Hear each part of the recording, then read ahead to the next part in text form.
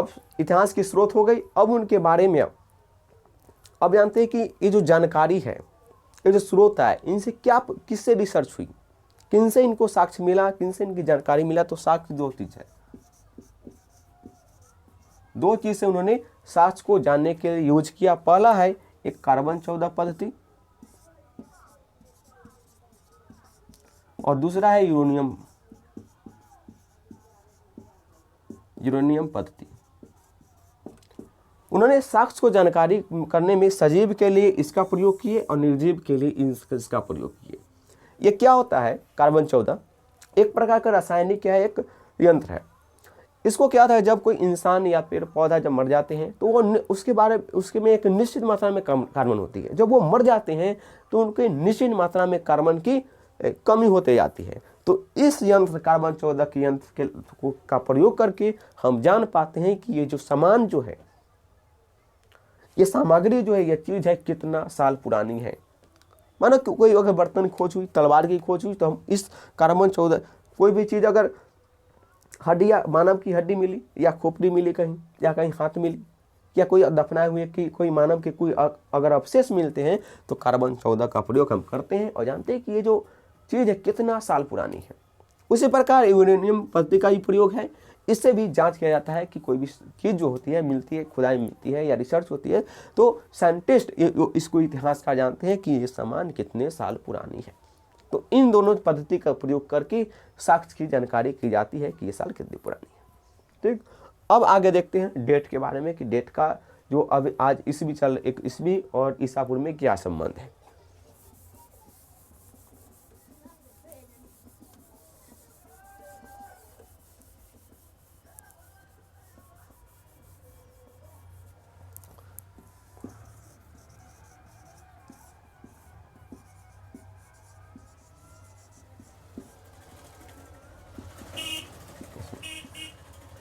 देखिए डेट दो तरह के होते हैं, एक होता है ईसा पूर्व और एक होता है ईस्वी।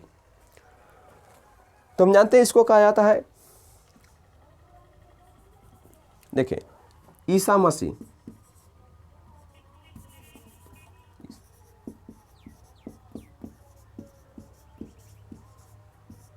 ईसा मसीह के जन्म 33 ईस्वी में हुई थी।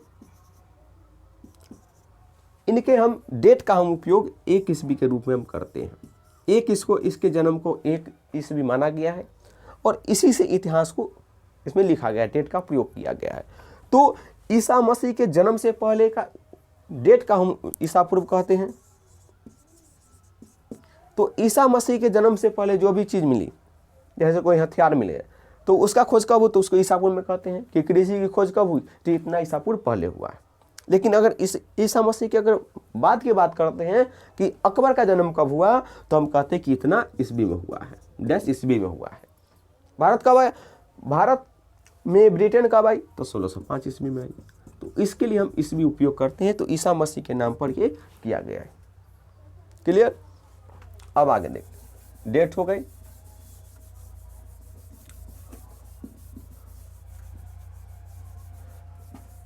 अब बात करते हैं हम भारत की नामाकरण के बारे में कि भारत की नामाकरण कैसे कैसे आई और भारत का नामाकरण कैसे बदला। तो अब जानते हैं भारत की नामाकरण के बारे में।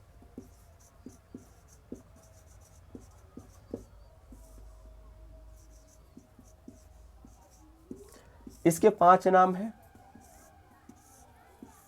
पहली नाम है वो है भारत। भारत नाम कैसे बना, तो इसका उल्लेख कहाँ है, ऋग्वेद में है। एक भारत जन कबीला होती थी, एक भारत जन कबीला, इसको नाम भारत जन कबीला के नाम पर पड़ा। कबीला होती थी, इसका उल्लेख कहाँ है, ऋग्वेद में है। भारत नाम पड़ा है, भारत जन कबीलों के समूह के नाम पर भारत का नाम पड़ा है और इसका उल्लेख ऋग्वेद में हमें जानकारी मिलती है कि भारत का नाम भारत है। दूसरी है बात, वो है इंडिया।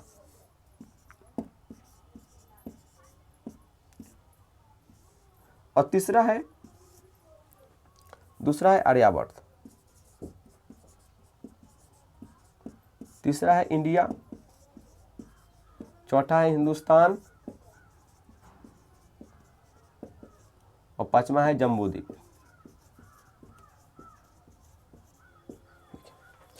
इंडिया जब यूनानी भारत आए तो भारतीयों को कहते थे कि सिंधु है, सिंधु नदी के किनारे भारत थी, सिंधु नदी से उस समय पाकिस्तान तो भारत एक ही साथ थे, तो वो सिंधु को कहते थे हिंदू, सिंधु को कहते थे हिंदू।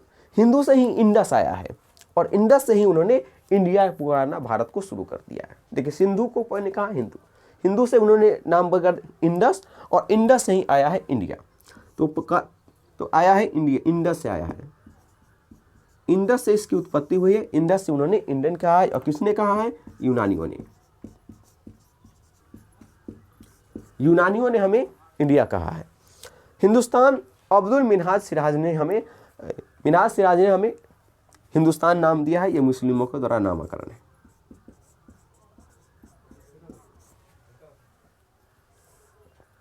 मिन्हाज अल सिराज ने कहा है।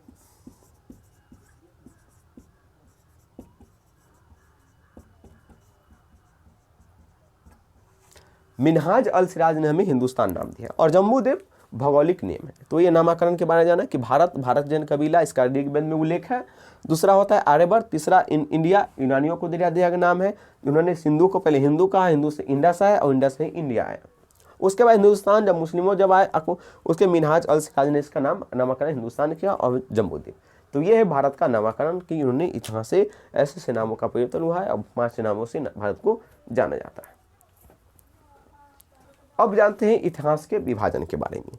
तो सामान्यतः इतिहास को 3 भागों में बांटा गया है। प्राचीन काल, एशियंट हिस्ट्री, मध्यकाल, मिडाइवल और आधुनिक काल, मॉडर्न।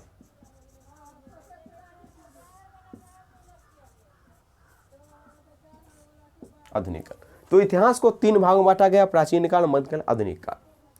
तो इसका और देखिए, और इतिहास को विभिन्न विद्वानों ने इसे अनेक अनेक नामों से बांटा है। देखिए इतिहास को अगर स्रोत के नाम पर अगर कहें, स्रोत के आधार पर कहें,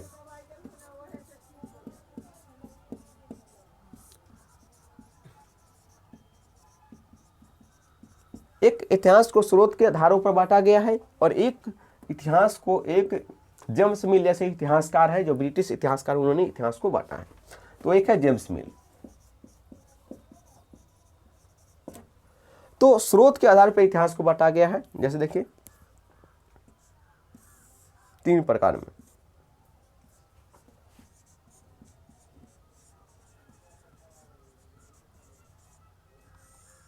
प्रागैतिहासिक काल, आदि ऐतिहासिक काल,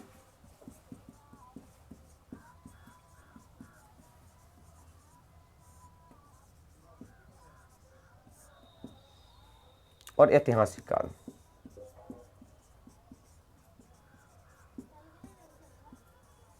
देखो स्रोत के आधार पर इतिहास को ऐसे बांटा गया। प्रातिहास माने ना लिखा गया हो, न लिखा गया हो और न पढ़ा गया हो, यह होता है प्रागैतिहासिक काल। आदि ऐतिहासिक काल में लिखा गया तो हो लेकिन पढ़ा ना गया हो, जैसे ब्राह्मी लिपि भारत की, इस। और ऐतिहासिक काल में वो होता है जो लिखा गया भी हो और पढ़ा गया होगा, तो उसको कहते हैं ऐतिहासिक काल। तो इतिहास को स्रोत के आधार पर प्रागैतिहासिक काल, आदि ऐतिहासिक काल और ऐतिहासिक काल 3 भागों में बांटा गया है। जबकि जेम्स मिल एक ब्रिटिश इतिहासकार है, इन्होंने इतिहास को 3 भागों में बांटा है। इसने भी 3 भागों में बांटा है। एक है हिंदू काल, मुस्लिम काल और तीसरा है ब्रिटिश काल। तो हम लोग इसके बारे में जानेंगे और इसके बारे में कोई प्रासंगिकता नहीं, इसके बारे में कुछ अदर क्लास है हार्ड हो जाती है। तो इसके बारे में हम जानते हैं कि स्रोत का प्रागैतिहासिक काल, आदि ऐतिहासिक काल और ऐतिहासिक काल के बारे में। तो प्रागैतिहासिक काल को हमें 3 भागों में बांटा गया है। देखिए प्रागैतिहासिक काल से इनका पूरा पाषाण काल,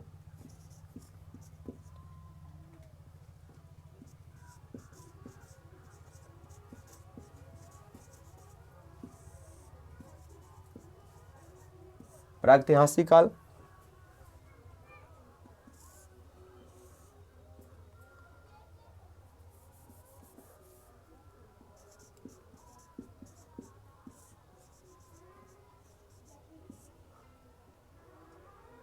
पाषाण काल, पहला है पूरा पाषाण काल, उसके बाद है मध्यपाषाण काल,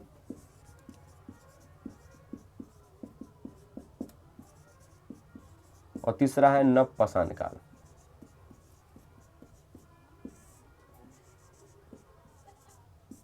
देखिए, तो पाषाण काल को 3 भाग में बांटा गया है, पूरा पाषाण काल, मध्यपाषाण काल और नवपाषाण काल।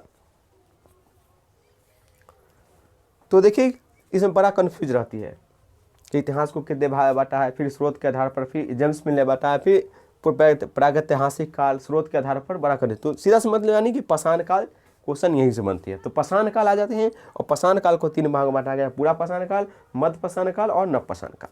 देखिए, तो हम जानते हैं इसको। देखिए, पहला है पूरा पाषाण काल।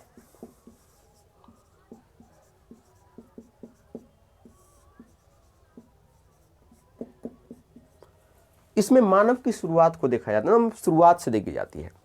इसमें मानव एकदम अभ्यस्त की स्थिति में थी, मानव का विकास क्रमिक रूप में हुआ है, तो शुरुआत यहीं से हुई है। इसमें मानव पूरी अभ्यस्त थी, किसी प्रकार का कोई सभ्यता नहीं था, किसी प्रकार का कोई चीज नहीं था, सिर्फ खाना है और सो जाना है, बस यही काम थी। भोजन इकट्ठा करना है, खाना है, त्योहार करना है, इकट्ठे में रहना है, और एकदम अभ्यस्त की स्थिति में थी। पूरा पाषाण काल में किसी प्रकार कोई परिवर्तन इसमें नहीं थी। तो मानव कैसा था? मानव अभ्यस्त थी, मानव एकदम अभ्यस्त की स्थिति में थी, इसमें किसी प्रकार का कोई परिवर्तन इसमें नहीं था। एक वैधता था और खाद्य संग्रह की स्थिति में था।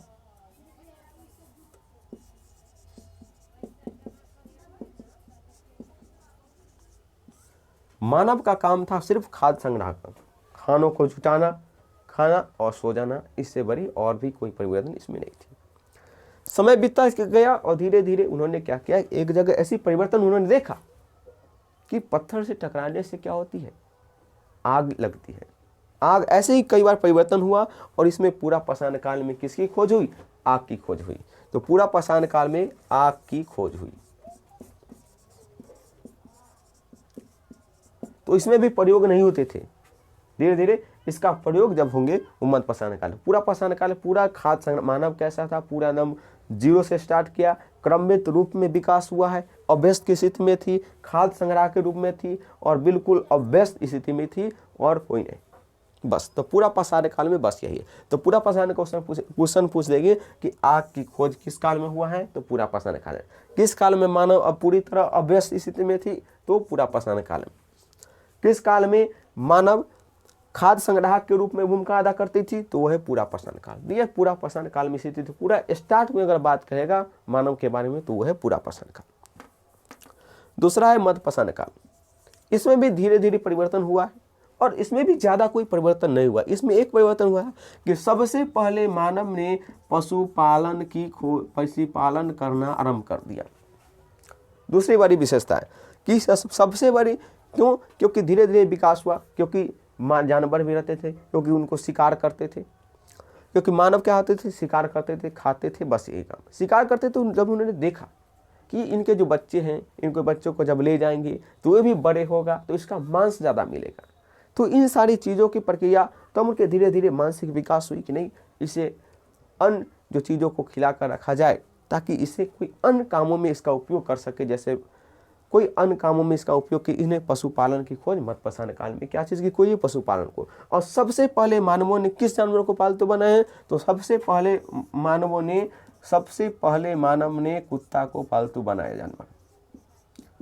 सबसे पहले मानवों ने किस जानवर को पालतू बनाया? वह है कुत्ता। और सबसे पहले कहाँ सबसे पहले इसकी जो प्रारंभिक साक्ष्य कहाँ मिलती है पशुपालन की? तो कुत्ता, तो इसका बागौर में।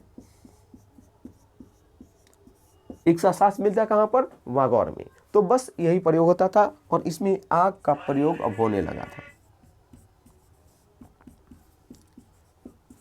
आग की खोज उसमें हो गई थी पूरा पाषाण काल में। अब मध्यपाषाण काल में आग का प्रयोग हो गई थी। तो मानव जो थी अभी भी अभ्यस्त थी, अभी भी खाद्य संग्रह की स्थिति मध्यपाषाण काल में थी। वो भी मानव होती थे, बस खाना है, सो जाना है, एकदम अभ्यस्त की स्थिति में थी किसी पर।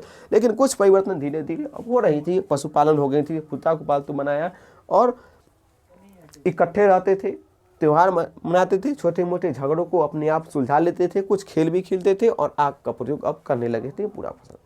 फिर धीरे धीरे इसमें परिवर्तन हुए, अब आगे वो नवपाषाण काल में। तो देखिए कि पूरा पाषाण काल और मध्यपाषाण काल अब जान चुके हैं। अब नवपाषाण काल सबसे महत्वपूर्ण है, इसके बारे में जानते हैं, इसको हम मिटा देते हैं।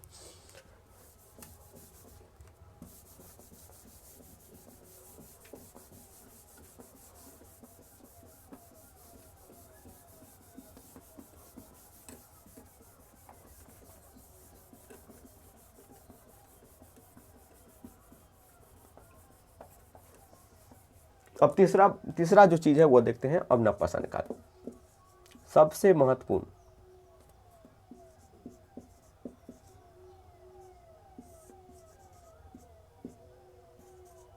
देखिए नवपाषाण काल क्या हुआ कि धीरे धीरे प्रयोग होने लगे। जब प्रयोग होने लगा, इसमें पहली बार प्रयोग क्या हुआ, सबसे बड़े कृषि की आविष्कार हो गई। इसमें कृषि की आविष्कार, कृषि की खोज हो गई। कहाँ? नवपाषाण काल में। और कहाँ सबसे पहले हुई? वो है मेहरगढ़ में। और मेहरगढ़ में हुई तो सबसे पहले नवपाषाण काल में क्या हो गई? कृषि की खोज हो गई। अब यानी कहाँ हुई? मेहरगढ़ में। अब जान लेते हैं, जब कृषि की शुरुआत हो गई तो कृषि में क्या परिवर्तन है। देखिए, कृषि को करने में टाइम लगता है कितना? 3 या 4 महीने का समय लगता है। जब 3 या 4 महीने का समय लगेगा तो इसके लिए वहां आदमी को रुकना पड़ेगा या नहीं पड़ेगा? जब 3-4 महीने का समय लगेगा तो वहां आदमी की रुकने की जरूरत पड़ेगी। तो उन्होंने क्या किया? अपनी जमीनों के समक्ष वहां पर रहने लगा।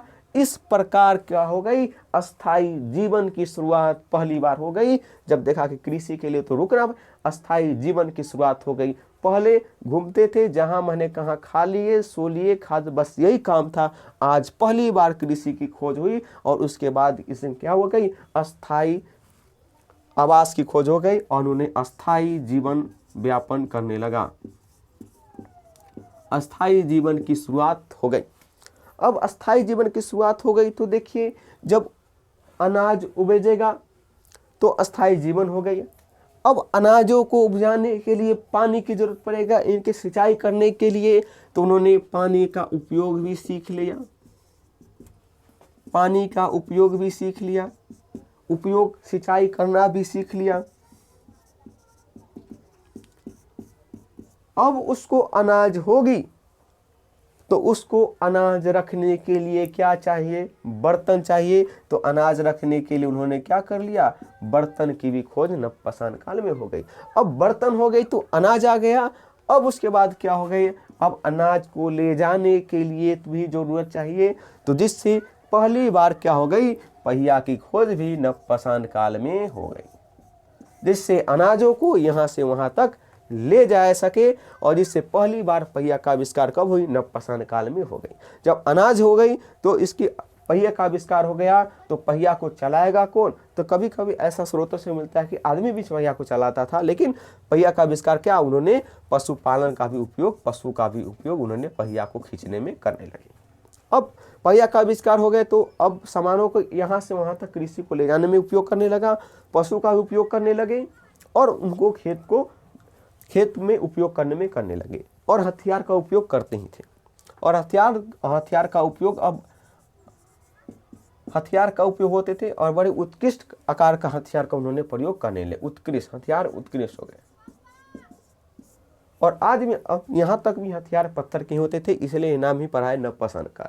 पाषाण काल इनाम पर जो भी हथियार थे वो पत्थर के आविष्कार हुए। तो हमने जाना कि एक चीज आविष्कार हुई और इन सारी चीजों के लिए कृषि आई। कहाँ? मेहरगढ़, जिससे अस्थायी जीवन की शुरुआत हुआ, जिससे पानी का उपयोग, सिंचाई का प्रयोग, बर्तन का आविष्कार, पहिया का आविष्कार, पशुपालन का, पशु का उपयोग होने लगा, हथियार उत्कृष्ट होने लगे, छोटे होने लगे और धारदार हथियार का उपयोग अब करने लगे। अब अन्य कार्य भी अब हो गए, जिससे क्या हुआ? इन सारे कार्यों से क्या हुआ? अब लोगों में जुड़ाव आया। क्योंकि देखिए, कृषि के लिए 3-4 महीने चाहिए। अब जो आदमी थे पाषाण काल, मध्यपाषाण काल में एक बार अनाजों को उन्होंने ले आया, इसके बाद उन्होंने रोज खाना है और रोज फिर जाना है शिकार करने, जानवर को शिकार करना है, फिर अगले दिन अनाज को करना है, फिर रात को हो गया खत्म, फिर सुबह जाना है। लेकिन कृषि का आविष्कार हो गया, एक बार अनाज विस्तृत रूप में जब आ गए तो अब टाइम की होने लगी बचत, जिससे हो गई टाइम की बचत। अब समय की हो गई बचत, तो क्या हुआ, एक बार अनाज उपजा लिए, अब सालों भर अनाज चल सकता है। तो अब क्या करने लगे, अब वही समय को उन्होंने अब खेलने में, अन्य सामाजिक काम सिंचाई करने में, कोई अन्य चीज़ों को बनाने में, लोहा का चीज़ सॉरी लकड़ी का चीज़ बनाने में या कोई अन्य चीज़ों बनाने में उन्होंने अपना उपयोग, अपना कीमती जो वक्त थे जो सिर्फ खाने में लगा देते थे, अब अन्य कामों में अपना लगाने लगे। तो जिससे समय बचत हुई, जिससे क्या हुआ, परिवार बढ़ा, जिससे क्या हुआ, परिवार बढ़ा, अन्य काम भी होने लगे, अन्य कार्य जैसे बढ़ई गिरी, जिससे बढ़ई गिरी, कोई चीज का क्या है, गाड़ी बनाना, ईटीसी अन्य प्रकार के काज अब क्या हो गए, होने लगे। तो देखिए एक कंसेप्ट से इतने सारे चीज एक चीज में आ गया और फैक्ट रखने की कोई जरूरत नहीं। पहला क्वेश्चन पूछेगा कृषि का खोज कब हुआ, नवपाषाण काल में। कहाँ हुआ, मेहरगढ़। दो क्वेश्चन, अस्थायी जीवन की शुरुआत कब हुआ, तो कृषि आएगा तभी तो अस्थायी होगा, फिर नवपाषाण काल। फिर सिंचाई का उपयोग पहले कब करने लगा विस्तृत रूप में, तो खेत होगा तभी तो सिंचाई करेगा, तो वही नवपाषाण काल। बर्तन का आविष्कार कब हुआ, नवपाषाण काल। बर्तन क्यों करेगा, बर्तन में अनाज ही नहीं था, बर्तन पहले क्यों करेगा, नवपाषाण काल। पहिया का आविष्कार, नवपाषाण काल। पशु का अब उपयोग करने लगा गाड़ी के रूप में, नवपाषाण। हथियार बहुत उत्कृष्ट पत्थर के एकदम तीनों के बहुत अच्छे हथियार बनने लगे कब, नवपाषाण काल। समय की बचत सबसे ज्यादा हुई नवपाषाण काल में। परिवार, अन्य सामाजिक काज, बढ़ईगिरी, लोहारगिरी इत्यादि चीजों का विकास कब हुआ, नवपाषाण काल में। इन सारी चीजों का उपयोग और इसी प्रकार कई विद्वान इन्हें नवपाषाण को काल को क्या नाम देते हैं, नवपाषाण काल को क्रांति का भी नाम देते हैं। ये इतनी सारी परिवर्तन हुआ जिससे मानव के जीवन पर बहुत सारा परिवर्तन लाए और जिससे मानव का उपयोग होने लगे। परिवार बढ़ा, परिवार से अब क्या हुआ, परिवार बढ़ा। अब देखिए इन सारी परिवर्तनों चीज से देखिए परिवार बढ़ा, परिवार से बना गांव, परिवार से समाज, और समाज से हो गए गांव, गांव से अब शहर का विकास होने लगा, और शहर से क्या हो गई, सभ्यता का विकास होने लगा। और इस प्रकार देखिए इतनी बड़ी परिवर्तन, एक छोटी सी परिवर्तन और परिवर्तन इतने सारे ला दिए, जिससे परिवार, समाज, गांव, शहर, सभ्यता इत्यादि चीज़ों को धीरे धीरे से बनने लगे, अनाविष्कार भी होने लगे। अब कुछ चीज़ों को, इतना चीज़ों आप याद कर सकता है, कृषि का खोज नवपाषाण काल दिए। अब कृषि होगी तो अस्थायी जीवन होगा, अस्थायी जीवन होगा तो अब कृषि के लिए पानी का सिंचाई चाहिए, सिंचाई का खोज। कृषि, अनाज को रखने के लिए बर्तन चाहिए, नवपाषाण काल। बर्तन को, अब अनाज को यहाँ से वहाँ ले जाने के लिए क्या चाहिए, गाड़ी चाहिए, तो गाड़ी हो गया। अब पशु का उपयोग, अब खेत जोतने में किया जाए तो पशु का उपयोग हो गया, हथियार उत्कृष्ट होने लगे, समय की बचत होने लगी, परिवार से अन्न, बढ़ईगिरी, लोहगिरी, क्रांति इत्यादि चीज क्या है, नवपाषाण काल है। देखिए एक चीज कृषि याद कीजिए और इतने सारे चीज आपको याद हो जाए। अब क्वेश्चन बनेगा अस्थायी जीवन, 1 2 3 4 5 10 12 क्वेश्चन सिर्फ एक कंसेप्ट से याद हो गए। अब इसको रटते तो कॉपी पर लिख कर रटते चल जाते, लेकिन एक कंसेप्ट और एक कंसेप्ट जानने के बाद आप पूरे नवपाषाण काल जान गए।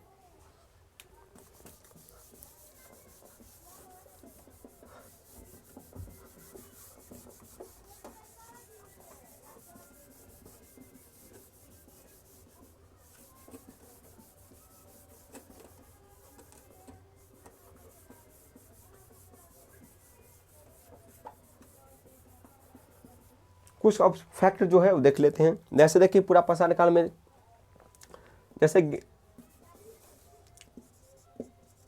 कृषि हुई तो जो ज्यादातर पूछते हैं कि चावल का खोज कहाँ हुआ है, तो कोहिलवा। चावल की खोज कहाँ हुई थी, कोहिलवा में हुई थी। औजार सबसे पहले खोजे गए थे, मानव द्वारा किया गया औजार मिला था, वो था सबसे पहला उपयोग उन्होंने किया था कुल्हाड़ी के रूप में। और कहां से कुल्हाड़ी मिला था, अतिपक्कम से। अतिपक्कम ऐसा वहां से औजार की खोज हुई थी। और औजार को खोज करने वाला वो विद्वान वैज्ञानिक इतिहास कौन थे, जो रिसर्चर थे, वो थे रॉबर्ट ब्रूटफुट।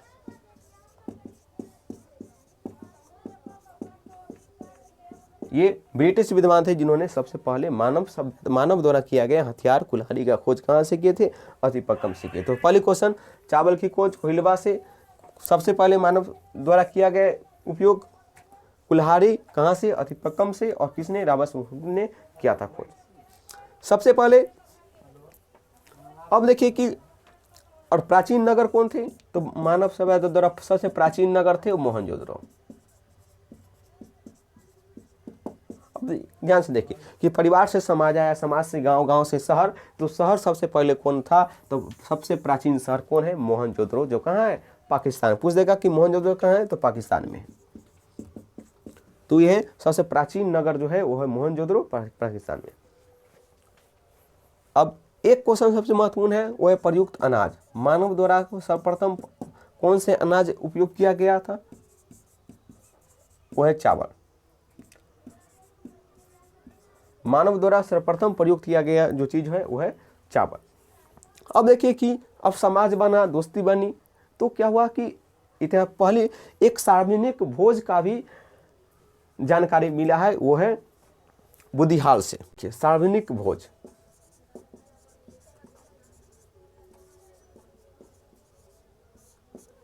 सार्वजनिक भोज का मिला है बुदिहाल से।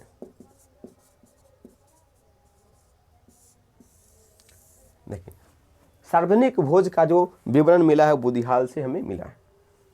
अब देखिए कि एक जब कब्र को देखा गया तो एक समय क्या था, एक जब रिसर्च उन्होंने किया तो एक कब्र में एक कुत्ते के साथ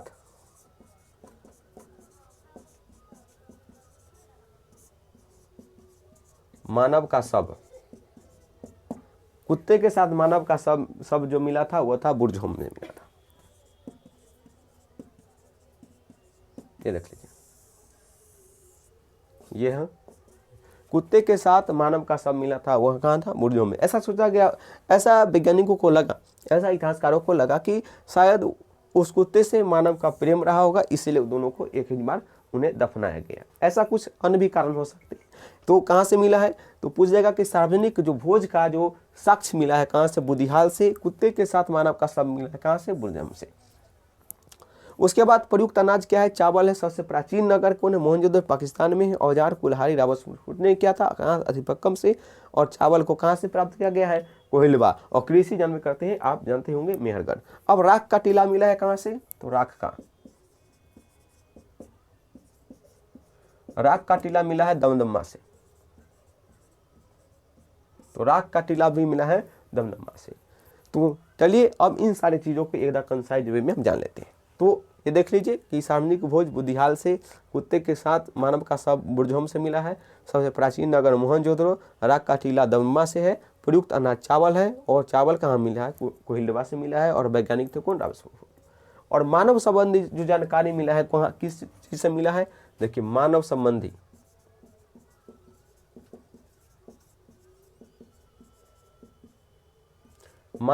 जानकारी जो मिला है वो नर्मदा नदी के तट पर मिली है।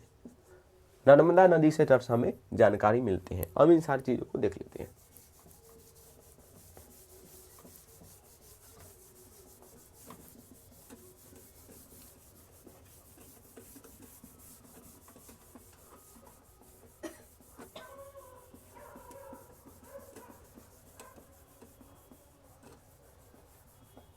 तो हमने इस वीडियो लेक्चर के माध्यम से जाना कि इतिहास क्या है, इतिहास क्यों जरूरी है। ठीक, इतिहास के बारे में साक्ष्य, इतिहास के बारे में मैंने साक्ष्य को जाना, फिर इतिहास के बारे में नामकरण, तिथि, डेट के बारे में नाम जाना, फिर इतिहास को बंटवारा किया गया है प्राचीन काल, मध्यकाल, आधुनिक काल में। फिर इतिहास स्रोत के आधार पर बांटा गया, प्रागैतिहासिक काल, आदि ऐतिहासिक काल, ऐतिहासिक काल। और जेम्स मिल ने भी हिंदू काल, मुस्लिम काल और ब्रिटिश काल में बांटा है। ठीक, हमने इतिहास को प्रागैतिहासिक पाषाण काल को देखा, पूरा पाषाण काल, मध्य पाषाण काल और नव पाषाण काल के बारे में हमने जाना, कैसे धीरे धीरे परिवर्तन हुआ और धीरे धीरे परिवर्तन होते हुए शहर का निर्माण हो चुका था। तो और अन्य सारी फैक्ट को मैंने जाना। चलिए ये वीडियो लेक्चर को यहीं समाप्त करते हैं। अब हमारे यूट्यूब चैनल के माध्यम से इन सारी चीज़ों को आपको PDF के द्वारा दिया जाएगा। आपको PDF के द्वारा दिया जाएगा। इन सारी लेक्चरों को एकदम कंसाइज वे में PDF के द्वारा दिया जाएगा। अगर आप लेक्चर से उतारे होंगे तो ठीक है, नहीं तो आपको PDF के द्वारा दिया जाएगा। आप हमारे टेलीग्राम चैनल से आप डिस्क्रिप्शन में दिया जाएगा, वहाँ से डाउनलोड कर सकते हैं, या नहीं तो ये मेरा नंबर है,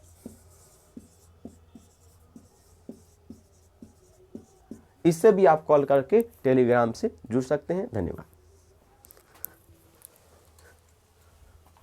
बंद करें ना।